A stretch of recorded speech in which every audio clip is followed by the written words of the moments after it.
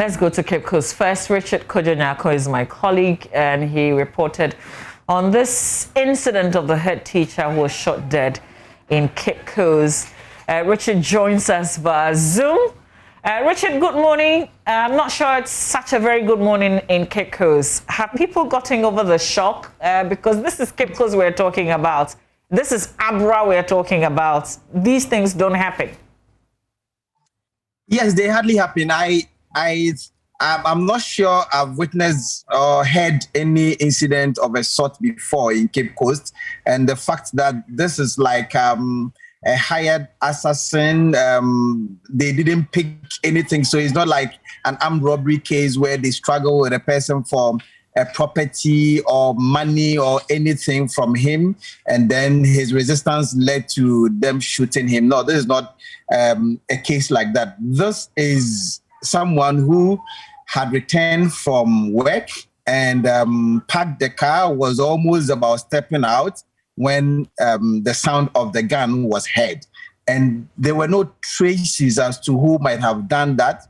Right now, there are narratives, two of them, that are making rounds. And if the police have also come out with an update, and that ostensibly corroborates what we have put out. So they have not been able to tell us that they have arrested one person, two people, or they have only indicated to us that they have arrested. They have indicated to us that they are still on their investigation. Now, what happened really was that this man, we're told, returned from a census training, came to park the car, was about moving out of the car when he was shot. When it happened, the co-tenants felt that it was a knockout or a cast eye that has burst.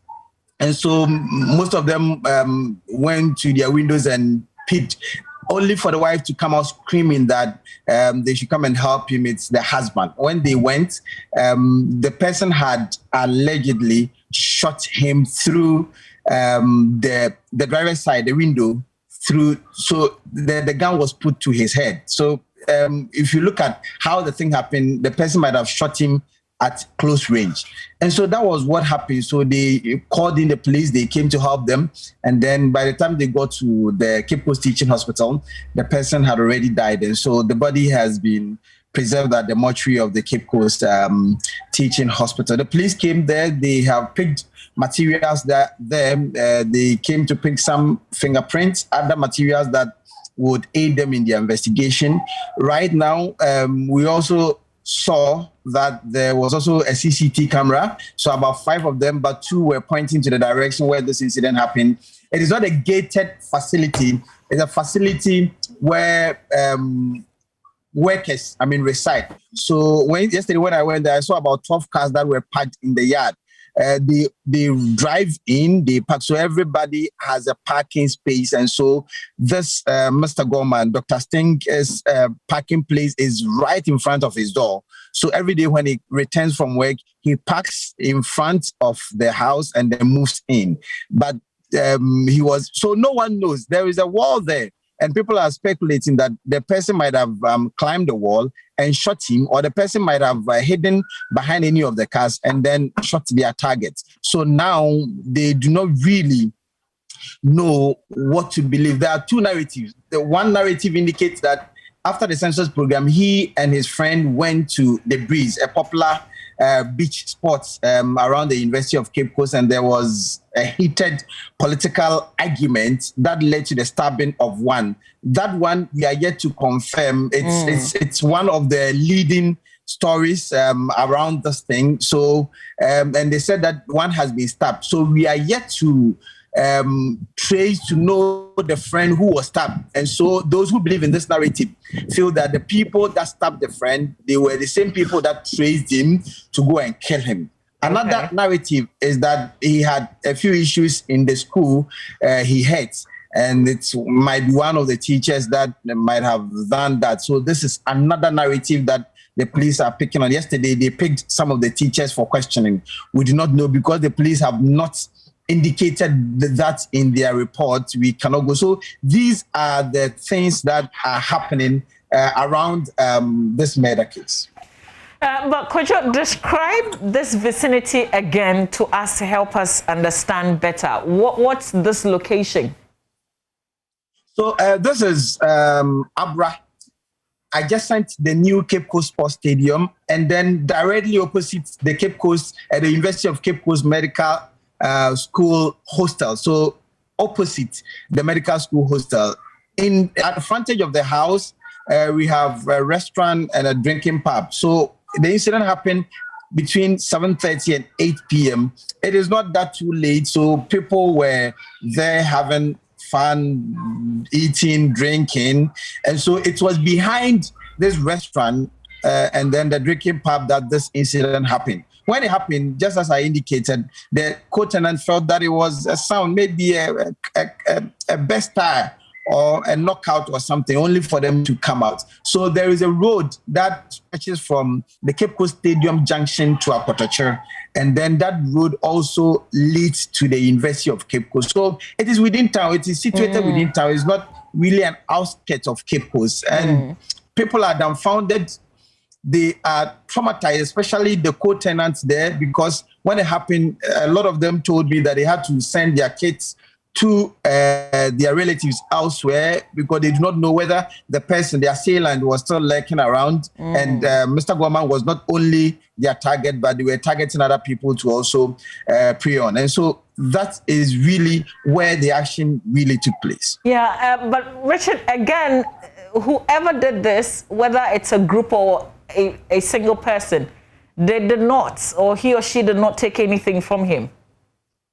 No, there is no indication like that. And from what the police came to do and from the narration so far, it is something that was expertly, executed. The person might have hidden somewhere, either on the wall or behind any of the cars, and then shot him. And as soon as the sound came, the person vanished.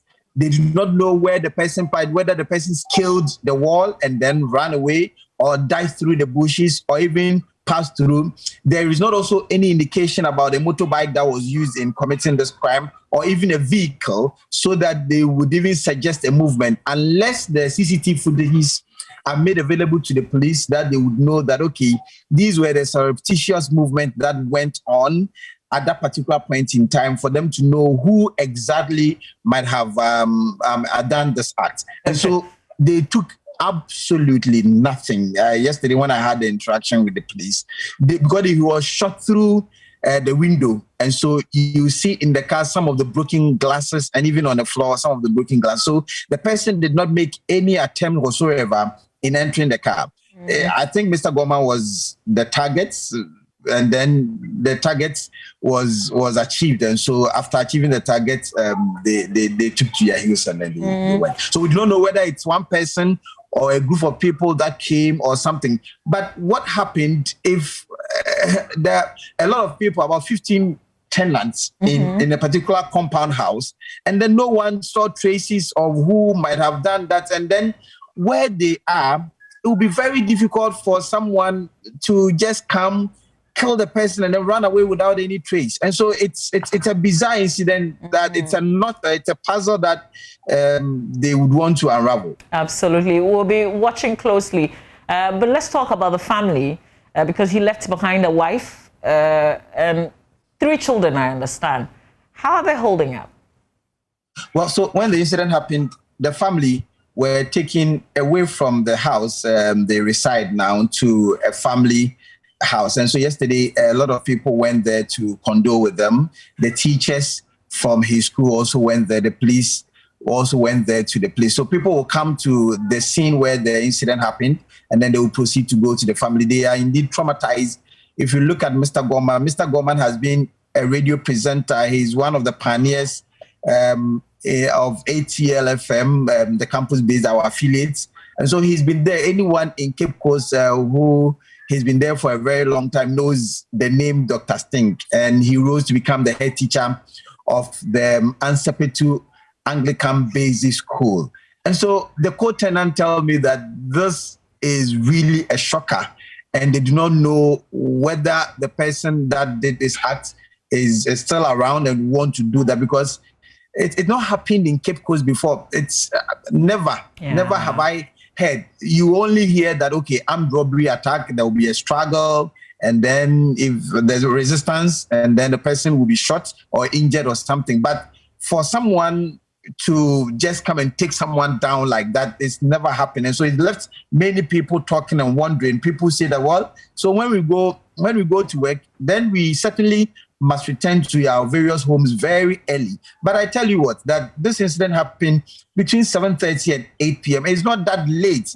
Cape Coast is a very peaceful place that around 10, 11, you can move about doing your own thing without anything. And so it's really mind-boggling. It's something that the people here, the resident here, cannot come to terms with. Yeah.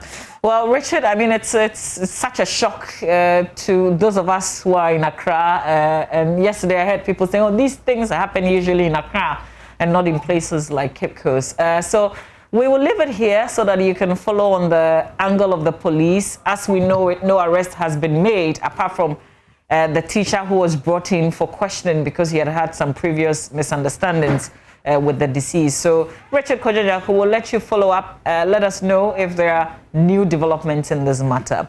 Richard Kojo-Nyarko is our Central Regional Correspondent reporting from Cape Coast on this teacher who was sadly shot and killed.